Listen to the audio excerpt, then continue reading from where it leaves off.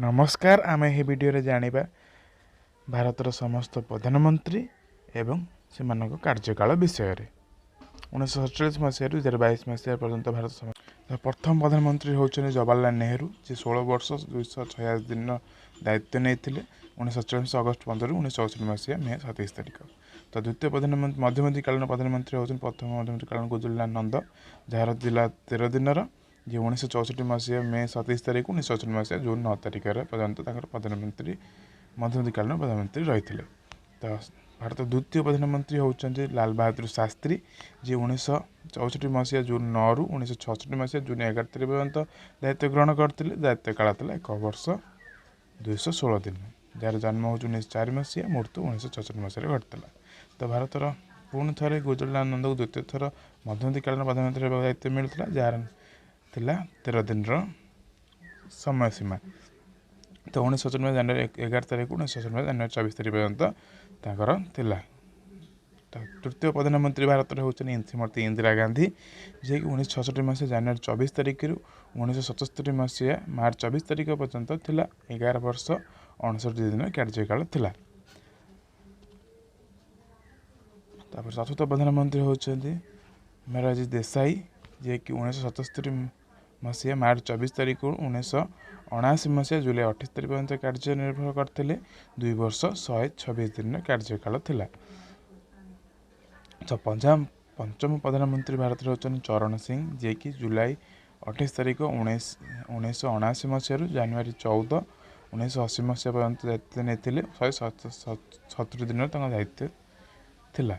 तो second time पुणी थे श्रीमती इंदिरा गांधी प्रधानमंत्री होते भारतर जहाँकि 1980 मसीहा जनवरी 14 तारिख 31 अक्टोबर 1984 पर्यंत 4 वर्ष 291 दिन कार्यकाल थिला। 2 थर प्रधानमंत्री होते श्रीमती इंदिरा गांधी।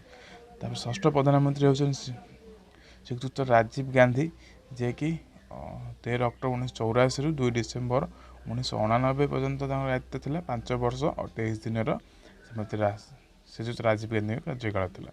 तो सप्तम प्रधानमंत्री होती पीवी सिंह जे कि 2 डिसेम्बर 1989 रु 10 नवेम्बर 1990 पर्यंत कार्यकाल थिला 343 दिन पीवी सिंह कार्यकाल थिला। तो अष्टम प्रधानमंत्री होती चंद्रशेखर श्रीयुक्त चंद्रशेखर जे 1990 नवेम्बर 10 रु 1990 मसीहा नवेम्बर 10 रु 21 जून 1991 223 दिन कार्यकाल थिला। तो नवम प्रधानमंत्री होती पीवी नरसिंह राव जी कि 21 जून 1991 रु 16 मे 1996 पर्यंत कार्यनिर्वाह करते 4 वर्ष 330 दिन कार्यकाल थिला। नवम प्रधानमंत्री पीवी नरसिंह राव। तो दशम प्रधानमंत्री होती श्रीयुक्त अटल बिहारी वाजपेयी जार प्रथम कार्यनिर्वाह मात्र 16 दिन था 16 मे 1996 रु 1 जून 1996। ये भारत सबुठ कम प्रधानमंत्री दायित्व ग्रहण कर प्रथम प्रधानमंत्री। तो 11तम प्रधानमंत्री एकादशतम प्रधानमंत्री एच.डी. देवगौड़ जे 1 जून 1996 21 एप्रिल 1997 पर्यंत था 323 दिन ये प्रधानमंत्री दायित्व ग्रहण करते। तो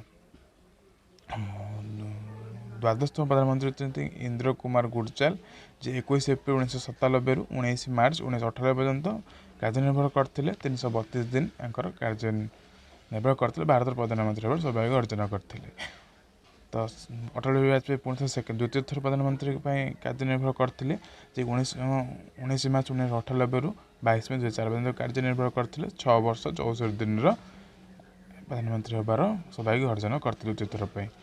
तो 13तम प्रधानमंत्री होती श्रीयुक्त मनमोहन सिंह जे 22 मे 2004 रु 26 मे 2014 10 वर्ष 4 दिन भारत प्रधानमंत्री होबार सौभाग्य अर्जन करते।